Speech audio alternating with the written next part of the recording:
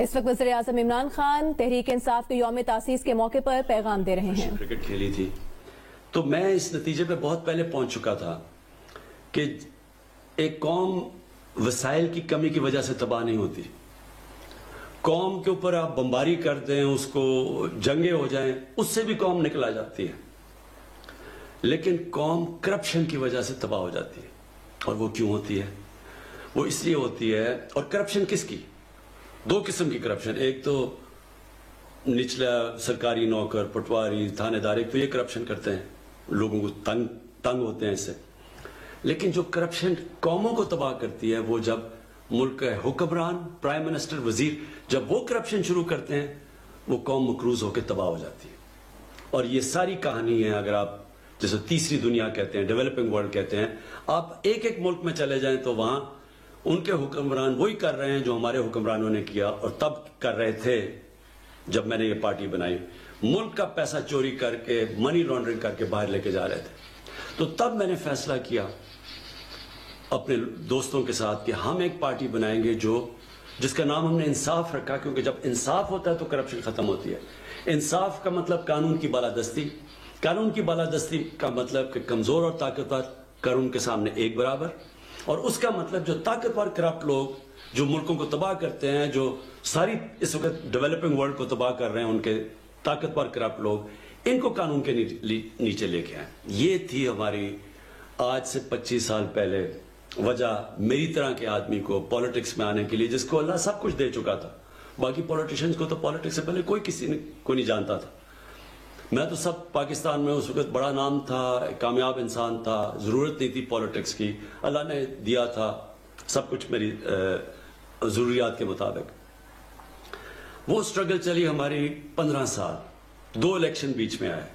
پہلے الیکشن میں 1 سیٹ بھی نہیں، دوسرے الیکشن میں 1 سیٹ۔ یہ 15 سال ایک بڑی مشکل سٹرگل تھی، جس میں میرے ساتھ کئی لوگ آئے، کئی چلے گئے، کئی ہار مان گئے، کئی جی ہمارا گھر میں مذاق اڑتا ہے، ہم اور دیر نہیں رہ سکتے۔ اور خاص طور پہ جب دوسرا الیکشن آ رہے 2002 میں تو چند لوگ رہ گئے۔ میں اپنے نوجوانوں کو بتانا چاہتا ہوں کہ کیوں میں نے کبھی ہار نہیں مانی۔ 2 وجہ تھی۔ ایک یہ کہ میں نے کرکٹ کی گراؤنڈوں میں ایک چیز سیکھی تھی کہ جو ہار نہیں مانتا اور آخری گیند تک لڑتا ہے، اس کو ہار بھی ہرا نہیں سکتے۔ اور یہ بھی میں نے سیکھا تھا کہ جب بھی دنیا میں کوئی کام کروں، کیونکہ میں تب تک 2 کام کر چکا تھا، کرکٹ میں کامیاب ہو چکا تھا اور پھر شوکت خانم ہاسپٹل بنا چکا تھا۔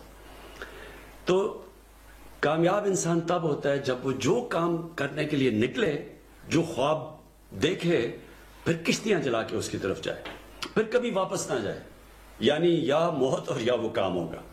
تب انسان کے اندر جو صلاحیتیں ہیں، جو اللہ نے اتنی طاقت دی ہے، قوت دی ہے، وہ تب باہر آتی ہیں جب آپ فیصلہ کر لیتے ہیں کہ یہ ایک کام آپ نے کرنا ہے، جو بھی مرضی ہو جائے۔ اور پھر میرے سامنے نبی صلی اللہ علیہ وسلم کی زندگی تھی، میں نے ان کی بڑی کلوز اسٹڈی کر چکا تھا۔ قرآن ہمیں حکم دیتا ہے ان کی زندگی سے سیکھو۔ ان کی زندگی کیا تھی کہ اللہ کے حبیب 13 سال انہوں نے جب اللہ کا پیغام لے کے نکلے تو 13 سال سب سے زندگی کے مشکل وقت سے وہ گزرے، اور جان کو بھی خطرہ تھا، بھوک سے بھی اللہ نے ان کو آزمایا۔ تو میں نے یہ سوچا کہ ہمارے لیے سبق ہے کہ جو سٹرگل ہے اس سے کبھی گھبرانا نہیں چاہیے، کیونکہ اس کے بعد جو اگلے 10 سال تھے، ان 10 سالوں کے اندر انہوں نے دنیا کی تاریخ بدل دی۔ دنیا کی تاریخ میں کبھی اتنا بڑا انقلاب نہیں آیا، لیکن وہ پہلے 13 سال نے ان کی تیاری کروائی اس کے لیے۔ اور پھر بھی جب وہ 10 سال جو تھے، جو انہوں نے دنیا کی تاریخ بدلی، پہلے 4-5 سال بہت مشکل گزرے ان کے۔ امہ خطرے میں تھی، کئی دفعہ بڑے برے حالات تھے امہ کے۔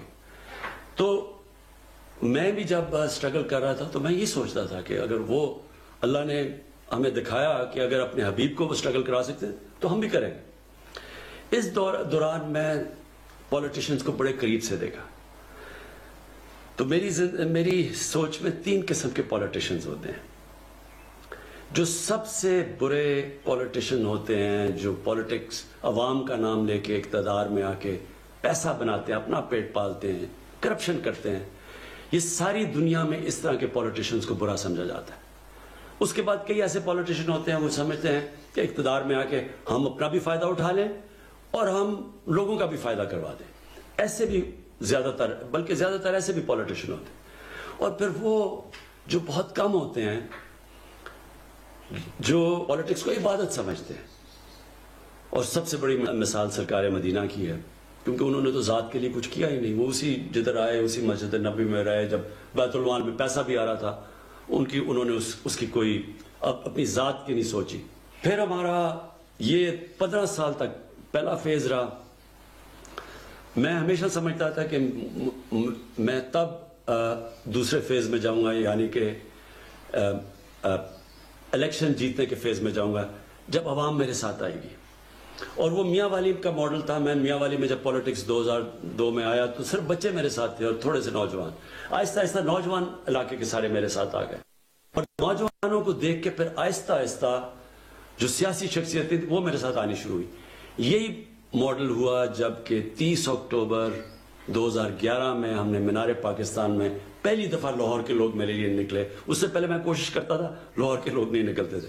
30 اکتوبر کو مینار پاکستان میں لوگ نکلے اور اس کے بعد سارا جو پولیٹیکل سرکلز تھے، جو الیکٹیبلز تھے، ان ساروں نے دیکھا کہ ووٹ بینک آ گیا تو وہ آنا شروع ہو گئے. پھر پارٹی بننی شروع ہوئی. 2013 کے الیکشن میں ہم پختونخوا میں ہماری گورنمنٹ بنی، لیکن بڑی دھاندلی کی گئی. اس دھاندلی کے بعد میں نے کہا 4 حلقے صرف کھول دو تاکہ اگلا الیکشن ٹھیک ہو. اس کے لیے ہمیں 126 دن کا ہم نے دھرنا کیا. پرامن تھا ڈی چوک پہ ہم نے. اور اس دھرنے کے دوران اور پارٹی بڑی ہمیں موقع ملا اپنی پیغام لوگوں تک پہنچانے کا. لیکن بدقسمتی سے کوئی ایکشن نہیں لیا گیا کہ الیکشن ریفارمز کا. میں آج آپ کو کہنا چاہتا ہوں اپنی قوم کو کہ انشاءاللہ جو اب ہم الیکشن جو نئی چیزیں ٹیکنالوجی کا استعمال کر رہے ہیں، الیکٹرانک ووٹنگ مشینز کو اب لے کے آ رہے ہیں جو ہم نے آزما لی ہیں، دنیا میں ٹیسٹڈ ہے. اس کے ساتھ انشاءاللہ آپ دیکھیں گے کہ پاکستان میں الیکشن کبھی جو بھی الیکشن جیتے گا اس کو سارے کہیں گے جیتا ہے، اور جو ہارے گا وہ مان جائے گا ہار. جب میں کرکٹ شروع کی تو ہم اپنے امپائر ہوتے تھے، ملک اپنے امپائر کھڑے کرتے تھے، اور جو زیادہ تر ٹیمیں ہارتی تھی وہ کہتی تھی جی ہمیں امپائروں نے ہرا دیا. میں نے کیمپین کی نیوٹرل امپائرز کی، اور آج نیوٹرل امپائرز کی وجہ سے اور ٹیکنالوجی کی وجہ سے جو جیتا ہے وہ سارے تسلیم کرتے ہیں وہ جیتا ہے، اور جو ہارتا ہے وہ مانتا ہے. انشاءاللہ یہی پاکستان میں ٹیکنالوجی کی وجہ سے اب اگلا یہ سسٹم ہم لے کے آ رہے ہیں. اس کے بعد 2018 میں ہماری پارٹی جیت جاتی ہے. پھر سب سے مشکل فیز شروع ہوتا ہے میری سٹرگل کا. یہ میری زندگی کا آخری اور سب سے مشکل فیز ہے. جو بھی میں نے زندگی میں سیکھا وہ اگر میں نہ اس سٹرگل سے گزرا ہوتا میں یہ 2.5 سال نہ گزار سکتا، کیونکہ کبھی بھی کسی کو ایسی حکومت نہیں ملی. ملک بینکرپٹ، سب سے بڑے خسارے اندرونی اور بیرونی، یعنی ریکارڈ خسارے. اور وہ آپ صرف جو سٹیٹسٹکس دیکھ لیں آپ کے سامنے آ جائے گا. کبھی پاکستان کو اتنا مقروض نہیں تھا.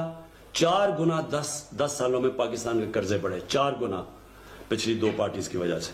اور اس کی وجہ سے جو قرضے بڑھے اس کی وجہ سے پھر جو ہمیں قرضوں کی قسطیں سود دینا پڑا. تو اس طرح کی حکومت کبھی کسی کو نہیں ملی. اور پھر ہمارے جو فورن ایکسچینج ریزروز تھے وہ ختم ہو چکے تھے. اور سب سے بڑا جو کرنٹ اکاؤنٹ جو ڈیفیسٹ سب سے بڑا پاکستانی تاریخ کا $20 ارب.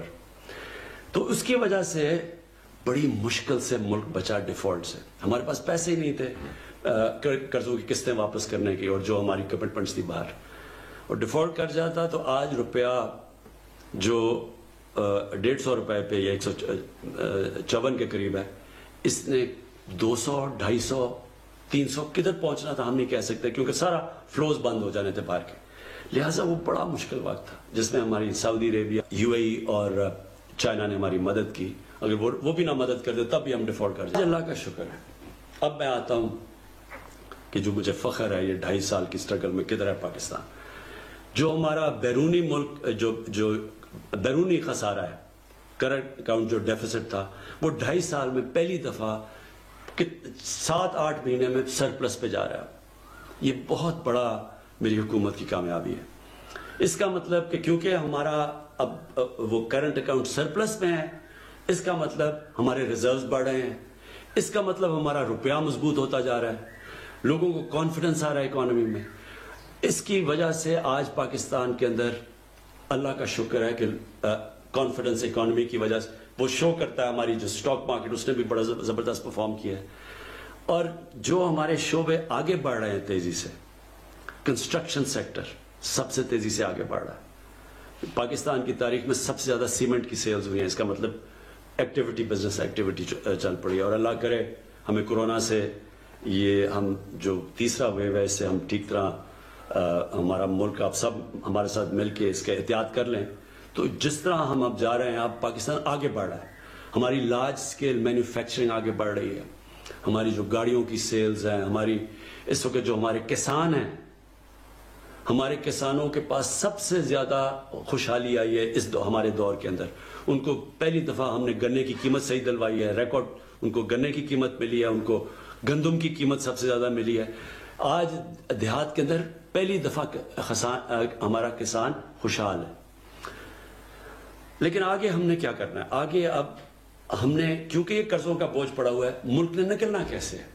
ملک نے نکلنا ہے ویلتھ کریشن سے، دولت کے اندر اضافہ کرنا ہے. وہ کیسے کرنا ہے؟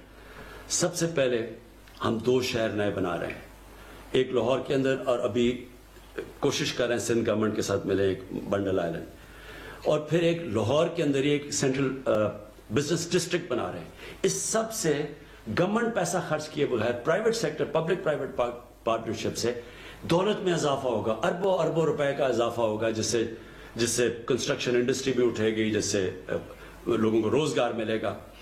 اور اس کے علاوہ ہم انڈسٹری کو خاص انسینٹیوز دے رہے ہیں، اسمال اور میڈیم انڈسٹری کو انسینٹیوز دے رہے ہیں تاکہ، اور یہ 50 سال کے بعد وہ انسینٹیوز دے رہے ہیں اپنی انڈسٹری کو تاکہ ہماری انڈسٹری اٹھے، دولت میں اضافہ ہو. پھر ہم اپنے ایگریکلچر سیکٹر کے اندر، اپنے کسانوں کے اندر، کل میں انشاءاللہ کسان کارڈ لانچ کر رہا ہوں کہ کیسے اب ہم نے اپنے کسانوں کو اٹھانا ہے، ان کی پروڈکٹیوٹی انکریز کرنی ہے، اور انشاءاللہ پورا آپ کے سامنے ایک ایگریکلچر میں، تاکہ ادھر بھی دولت میں اضافہ ہو، تاکہ ملک آگے بڑھے. پر ٹورزم کے اندر اگر ہم صرف ٹورزم کو ہم صحیح طرح لگا دیں، اتنا پاکستان میں پوٹینشل ہے، اس سے ہی ہم اپنے قرضے واپس کر دیں گے. پھر ہمارا بلین ٹری سونامی ہے، 10 بلین ٹری سونامی، یہ آگے آنے والی نسلوں کے لیے بالکل ملک میں یہ جو موسم کی تبدیلی سے ہمیں خطرہ ہے، وہ ایک پورے ملک پہلی دفعہ ایک ملک ماحولیات کے اوپر زور لگا رہا ہے. اور 2 بڑی ڈیمز بنا رہے ہیں. 50 سال کے بعد پاکستان میں بڑی ڈیمز بننی شروع ہو گئی ہیں. ان سے پانی سٹور ہوگا، اس کا مطلب کہ ہمارے پاس زیادہ پانی ہوگا کسانوں کے لیے. جو اصل آخر میں آپ کہنا چاہتا ہوں، مدینہ کی ریاست کے اندر نبی صلی اللہ علیہ وسلم نے 3 چیزیں کی تھی. ایک انہوں نے اپنے کیریکٹر سے ایک ساری قوم کی اخلاقیات اٹھا دی تھی. دوسرا، انہوں نے قانون کی بالادستی قائم کی تھی. انہوں نے کہا تھا کہ ایک بڑی قومیں تمہارے سے پہلے تباہ ہوئیں جدھر طاقتور اور کمزور کے لیے، جو میں نے شروع میں بات کی تھی، جدھر طاقتور کے لیے ایک قانون اور کمزور کے لیے وہ قوم تباہ ہو جاتی ہے، یعنی جدھر قانون کی بالادستی نہیں ہوتی. اور انہوں نے کہا میری بیٹی بھی اگر جرم کرے گی اس کو سزا ملے گی. اور پھر تیسری چیز انہوں نے فلاحی ریاست بنائی تھی کہ سب سے پہلے ایک ریاست نے اپنے کمزور طبقے کی ذمہ داری لی تھی. آج ہم نے فلاحی ریاست کے لیے وہ کام کیا جو کبھی کسی پاکستان کی حکومت نے نہیں کیا. سب سے پہلے جو مجھے فخر ہے، اپنے 2 صوبوں کے اندر ہم ہیلتھ کارڈ لے کے آئے، ہیلتھ انشورنس. ہر غریب آدمی کے پاس پنجاب میں سال کے اینڈ تک، پختونخوا نے ابھی ہر فیملی کے لیے ایک ہیلتھ انشورنس آ گئی ہے. کسی بھی گورنمنٹ ہاسپٹل میں اپنا علاج کروا سکتے ہیں. یہ انشاءاللہ ایک پورا ہیلتھ سسٹم ہے، کیونکہ اب پرائیویٹ سیکٹر آئے گا ہیلتھ میں. چھوٹے چھوٹے شہروں میں ہاسپٹل بنائیں گے وہ، کیونکہ ہیلتھ کارڈ کی وجہ سے کوئی بھی ان ہسپتالوں میں جا سکتا ہے. اور پھر آپس میں مقابلہ ہوگا. اگر کوئی ہاسپٹل صحیح علاج نہیں کر رہا تو وہ ادھر ہیلتھ کارڈ ادھر استعمال کریں گے جدھر اچھا علاج ہو رہا ہے. تو اس سے پورا سسٹم انشاءاللہ بدل جائے گا. ہم نے پناہ گاہ بنائی جس کا مجھے بڑا فخر ہے کہ، اور یہ انشاءاللہ ہر جگہ جدھر مزدور جاتے ہیں ادھر ہم بنائیں گے تاکہ وہ رات گزار سکے، ان کے پیسے بچے، وہ سارے اپنے بیوی بچوں کو پیسے بھیجیں، ان کو مفت کھانا ملے، رہنا ملے. یہ ہم نے شروع کیا ہے. ابھی ایک اور ہم ٹرک سب سارے پاکستان میں جائیں گے ان علاقوں میں جدھر غریب علاقے ہیں، تاکہ کوئی بھوک نہ ہو، کسی کو کوئی بھوکا نہ سوئے.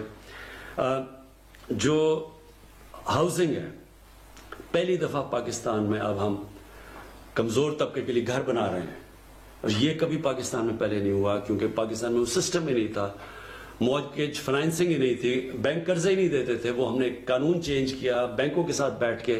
انشاءاللہ اب وہ طبقہ جو کبھی پیسے دے کے گھر نہیں لے سکتا تھا اس کی اب مدد کریں. لیکن آخر میں جو سب سے بڑا اس وقت جنگ، battle for the soul of Pakistan, ملک کے مستقبل کی جنگ لڑی جا رہی ہے، وہ قانون کی بالادستی کی ہے. جو بڑے بڑے مافیاز ہیں، جو سیاسی مافیا ہے، جو وہ لوگ جو کارٹلز بیٹھے ہوئے ہیں، جو مل کے پیسے بڑھاتے ہیں، لوگوں کے لیے چیزیں مہنگی کرتے ہیں، یہ سب اکٹھے ہیں. ہر وہ جو کہ کرپٹ سسٹم سے فائدہ اٹھا رہا تھا وہ ہمارے خلاف اس وقت کھڑا ہوا ہے. یہ ہے اب جو جنگ ہم لڑ رہے ہیں. یہ جنگ جس وقت ہم جیتیں گے، اور انشاءاللہ جیتیں گے. یہ آپ سمجھ لیں کہ اللہ نے جو نعمتیں اس ملک کو دی ہیں شاید ہی کسی ملک کو دی ہوں. وہ نعمتیں تب، یہ ملک کی نعمتوں کا تب فائدہ اٹھائے گا جب اس ملک میں انصاف ہوگا. خوشحالی ملک میں تب آتی ہے جس ملک میں انصاف ہوتا ہے. آپ دنیا کے نقشہ دیکھ لیں، جو سب سے خوشحال ملک ہیں ادھر سب سے زیادہ قانون کی بالادستی ہے. جو سب سے غریب ملک ہیں ادھر قانون نہیں ہے، انصاف نہیں ہے. اور جب مدینہ کی ریاست میں سب سے پہلے قانون کی بالادستی آئی تھی، پھر خوشحالی آئی تھی، اور انشاءاللہ وہی پاکستان میں ہوگا. پاکستان زندہ باد.